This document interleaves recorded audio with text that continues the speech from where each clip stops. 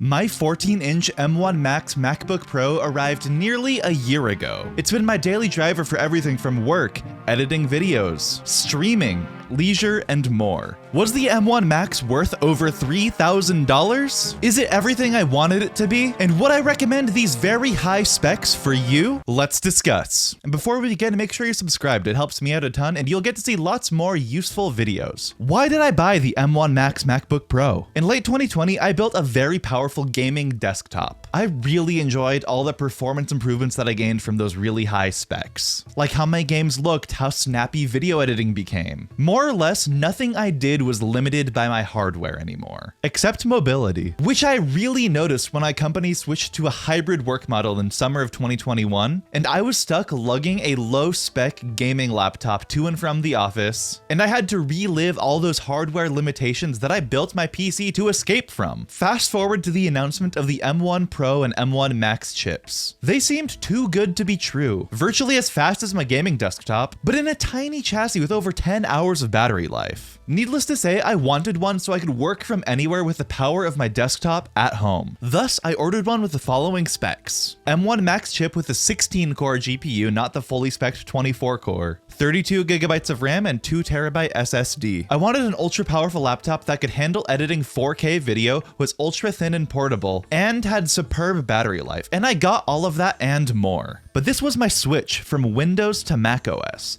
What happened there? There was a lot of little bits of friction at first. Stuff like retraining my fingers to use the command key instead of the control key. Learning more specific bits and features about macOS. Stuff like that. Once I got over that learning stage, I fell in love with macOS. Windows doesn't have a horrible user experience, but macOS is just so nice. Little things like how it navigates, trackpad gestures, which I use with my MX Master mouse now. Integration with the rest of my Apple ecosystem. Dramatically improved stability compared to Windows. Easy multiple desktop setup. Using my iPad as a touchscreen monitor, and more. While Windows and Mac do share a lot of these features, such as multiple desktops, they're better implemented and far more user-friendly in macOS in general. And I still use my Windows gaming PC all the time, don't worry. But with how nice macOS feels to use in comparison, my Mac is now my daily driver for everything except gaming. And on top of that, my MacBook uses less than 15% of the power draw as my desktop. It uses less energy than just my GPU, which is an RTX 3070. So there's amazing energy savings while getting just about the same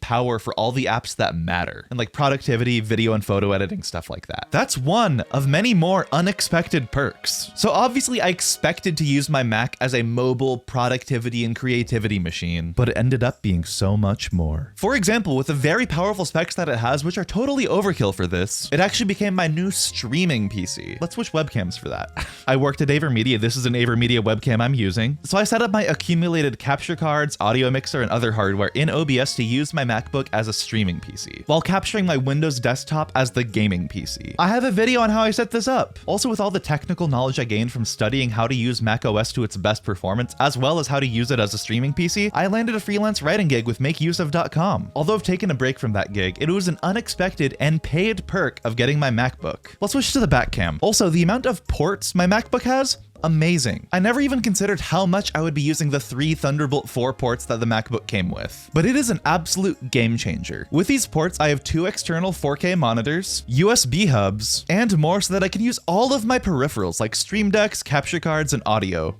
equipment stuff. Basically, this lets me get the full desktop experience while I'm docked in, and I'm thankful for that. Most of my usage of this MacBook is in desktop mode, so the fact that I can use it as a desktop while connected to all my monitors and peripherals is so nice. I'm very glad I could connect everything for my overkill stream setup without limitation. Speaking of limitations, while I got so much more out of this MacBook than I bargained for, there are limitations. First off, and the most obvious one, no gaming, other than a few games like RuneScape or Minecraft. But I knew this limitation was coming, and I still have and use my gaming PC for gaming. So this isn't a limitation to me, but it's worth mentioning at least. Next, I had some early issues with video editing. Weirdly, in Adobe Premiere Pro, if I take 4K footage directly from the SD card of my camera, I can't play it back at 2x speed without occasional lag. Obviously, editing at 2x speed is a nice to have because like you can still edit at 1x speed, but this nice to have is so nice that it doubles my editing speed. I was able to overcome this issue by connecting my cameras to capture cards, then capturing in in OBS instead. Somehow the files from OBS don't cause this lag despite being around the same size. Also, as far as I know, Final Cut Pro and DaVinci Resolve don't have this issue, so when my Adobe subscription ends,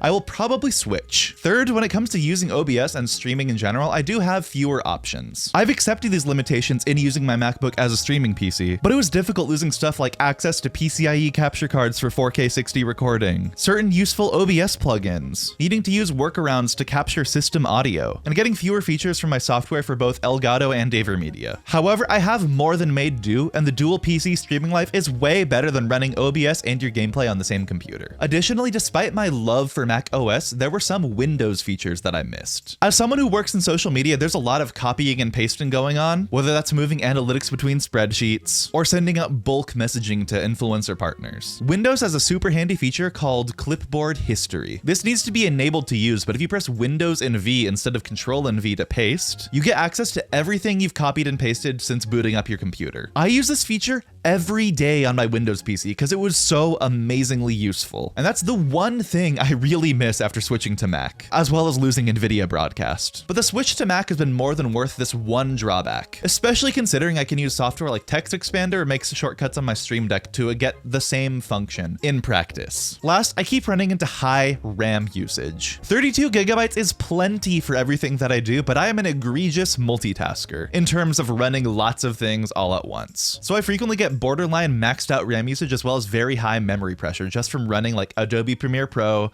2 windows of Safari, and Notion all at once, alongside many background processes like Stream Deck and AverMedia Creator Central. The maintenance to take care of this is quite easy though. I occasionally trim my tabs, I occasionally quit and reopen software, maybe restart my Mac sometimes, which you should be doing anyways, stuff like that. But I kind of wish I got the 64 gigabyte model instead of the 32 gigabyte model just so that I would never have to worry about this. That's the only regret I have about this purchase though. So would I recommend an M1 Max MacBook Pro for you? My M1 Max MacBook Pro is very worth it for me personally. I'm a tech enthusiast and I like to push my hardware to its absolute limits. While some of the specs are a little overkill, namely in the processor, I pretty much make use of every major spec on this MacBook. Editing Andy here, something I totally forgot to mention about why I wanted the MacBook Pro in the first place was that I wanted a laptop that could last 5 to 7 years, if not longer. So yes, the specs are quite overkill for the computing I do with it now, but I didn't buy it just for the computing I would be doing now. I bought it for the computing of the next 5+ years.